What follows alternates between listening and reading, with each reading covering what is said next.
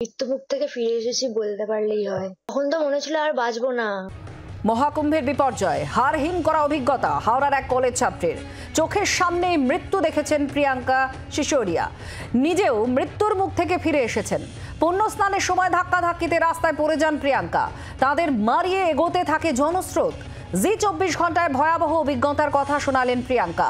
উত্তরপ্রদেশ পুলিশের সাহায্য পাওয়া যায়নি, দোকানপাট বন্ধ হয়ে যাওয়ায় খাওয়া দাওয়া জোটেনি। প্রায় অভুক্ত অবস্থায় 30 কিলোমিটার হেঁটে বাস স্ট্যান্ডে পৌঁছন। সেখান থেকে বাসে চড়ে বেনারসে পৌঁছন। জি 24 ঘন্টায় ভয়াবহ অভিজ্ঞতার কথা শুনিয়েছেন প্রিয়াঙ্কা। দেবব্রত ঘোষ আমাদের প্রতিনিধির সঙ্গে আছেন। দেবব্রত, ভয়ানক সেই অভিজ্ঞতা, দু একটি কথা একটু জানতে চাইবো তোমার কাছে, কি সেই অভিজ্ঞতা ছিল তার? দেখো, একেবারেই আমার কোনার বাসিন্দা কলেজ ছাত্রী প্রিয়াঙ্কা সিসোদিয়া। তিনি 27শে জানুয়ারি ট্রেনে চেপে তিনি প্রয়াগরাজ স্টেশনে পৌঁছন এবং 20 জনের দল তাদের এবং শাহী স্নানের জন্য যখন তারা নদীর দিকে রওনা দেন এবং তখন প্রিয়াঙ্কা জানায় সেই সময় রাস্তায় লক্ষ লক্ষ পুণ্যার্থী স্নানের জন্য রাস্তায় নেমেছে। থাকতে প্রিয়াঙ্কা তাদের মারিয়ে এগোতে থাকেন। কোনোভাবেই পুলিশ প্রশাসনের সাহায্য পাওয়া যায়নি এবং এই পদপিষ্টের ঘটনায় বেশ আহত হয়।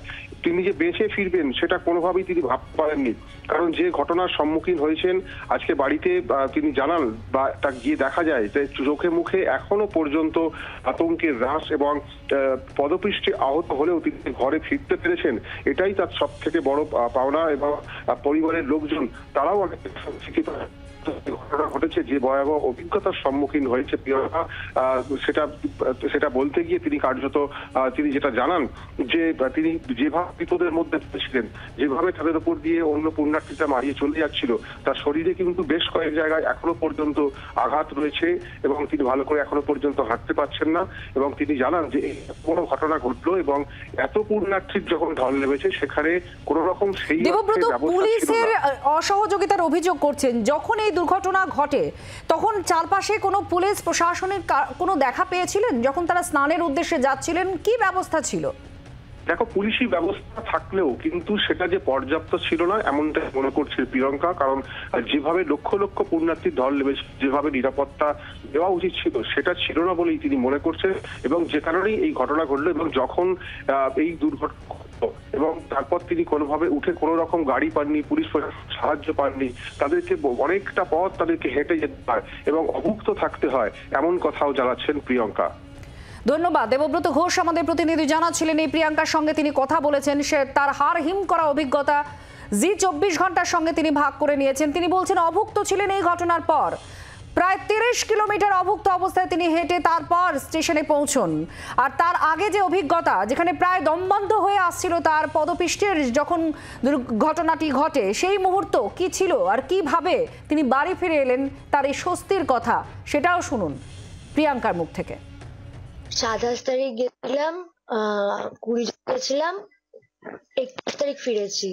প্রচন্ড ভয়াবহ পরিস্থিতি, খারাপ ছিল, মানে মৃত্যুমুখ থেকে ফিরে এসেছি বলতে পারলেই হয়।